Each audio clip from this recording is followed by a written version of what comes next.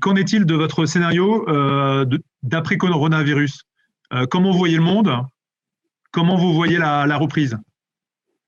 Alors, pour nous, le scénario, on n'a pas d'informations privilégiées. Néanmoins, ce qui nous semble le plus important, c'est pas tant l'atteinte de l'immunité collective qui sera vraisemblablement à la fin de l'été, mais c'est plutôt l'atteinte de l'immunité des personnes à risque. Parce que on voit bien que ce qui impose d'avoir les contraintes aujourd'hui sanitaires, c'est pas tant que le virus circule chez des gens qui sont des jeunes qui sont en bonne santé, hein, globalement, à part quelques cas spécifiques, ils ont des symptômes mineurs pour ceux qui en ont pendant quelques jours et puis la vie reprend. Le risque, on voit bien, l'État le dit ouvertement, c'est que les hôpitaux saturent, que les services de réanimation saturent et que les gens meurent dans la rue, et ça, évidemment, c'est inacceptable. Et donc, ce qui compte, c'est pas tant l'atteinte de l'immunité collective, c'est l'atteinte de l'immunité des personnes à risque. Et là, ça va aller beaucoup plus vite que ce qu'on peut penser. Alors, il y a des pays qui sont beaucoup plus en avance que nous, Israël, Royaume-Uni, États-Unis. Et là, probablement, début avril, cette catégorie de personnes sera vaccinée, ce qui veut dire qu'on pourra commencer à relâcher les contraintes sanitaires. En Europe, on est toujours un peu à la traîne. On va viser plutôt courant mai, juin. Le temps aidera également. Et donc, il est probable quand même qu'en France et autres, on arrive vers la deuxième partie du deuxième trimestre à un relâchement des contraintes sanitaires. Là, notre scénario, et donc en bourse, c'est demain. Hein. Quand on dit dans 3 mois, c'est demain, il faut commencer à le jouer. D'ailleurs, les marchés ont commencé à le jouer rapidement. Si vous vous souvenez, quand il y a eu l'annonce du vaccin Pfizer début novembre, qui a dit que son taux d'efficacité, c'est 94%, vous avez eu tout un tas d'entreprises qui ont monté de 30% dans la journée. Je pense que c'était le pétrole, des sociétés liées au tourisme comme Elis, qui ont fortement rebondi. Et donc nous, on joue ce thème de la normalisation. On pense qu'il va y avoir un effet rattrapage de consommation, au moins pendant quelques mois.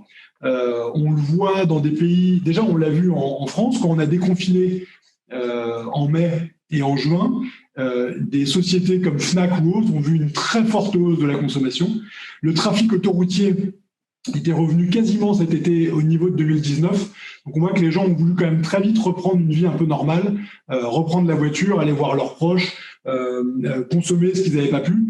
Et donc notre thème quand même qu'on joue aujourd'hui, c'est se repositionner sur les entreprises qui vont bénéficier de la réouverture, d'un pic de consommation. Alors on verra combien de temps il dure. Hein. C'est vrai que l'économie, comme on l'a dit, est très aidée. Les aides vont décroître au fur et à mesure du temps. Donc on verra combien de temps ça va durer. Mais peu importe, boursièrement, on peut jouer sur les 6-9 prochains mois, au mois 2021, un rebond de la consommation forte. Donc quelques valeurs qui peuvent en bénéficier, sur lesquelles il y a des upsides importants. On peut penser à Elis. Elis, vous avez près de 30% du chiffre d'affaires qui est fait en hôtels, restaurants, qui sont quasiment à 80% fermés aujourd'hui. Il y aura probablement un rebond très fort. C'est une société que vous pouvez acheter aux alentours de 13 €, qui a été introduite en bourse il y a 5 ans à 13,5 €, qui a doublé de taille entre-temps, et donc sur lequel vous avez potentiellement 30% à gagner à 6-12 mois. Ça ne nous semblerait pas idiot. On peut jouer également Sodexo, on peut jouer Total, on peut jouer FH avec les autoroutes. Il y a toute une liste de valeurs. Et voilà, c'est un peu, nous, l'épure dans laquelle on se place aujourd'hui. Et Raphaël, vous avez des exemples d'entreprises qui se sont réinventées pendant cette crise? Alors, réinventer, il y a beaucoup de choses qui ont pu changer. Et la digitalisation, vous en avez parlé, elle a accéléré, mais c'est pas vraiment... c'est une tendance qui existait déjà. Ensuite, il y a des entreprises qui effectivement repositionnent leur business model, ou alors qui font des efforts sur leur structure de coûts qu'elles n'auraient pas faites il y a un an. Il y a un an, les choses allaient bien. Baisser les coûts, c'est quand même toujours assez désagréable. Il faut se fâcher avec beaucoup de gens. Quand l'économie va bien, globalement, vous vous concentrez plutôt sur la croissance de votre activité plutôt que sur la gestion des coûts.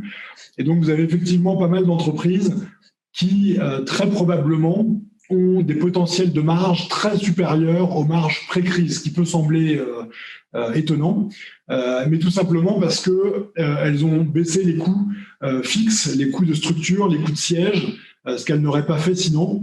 Donc Elis a communiqué de manière assez claire dessus. Sodexo a également communiqué de niveau assez clair. Donc ça, ce sont les entreprises qui, si elles retrouvent des niveaux d'activité proches, mais sans atteindre 2019, auront des niveaux de marge supérieurs à ceux de 2019. Et donc, il peut y avoir des bonnes surprises qui ne sont pas toujours bien perçues par le marché aujourd'hui.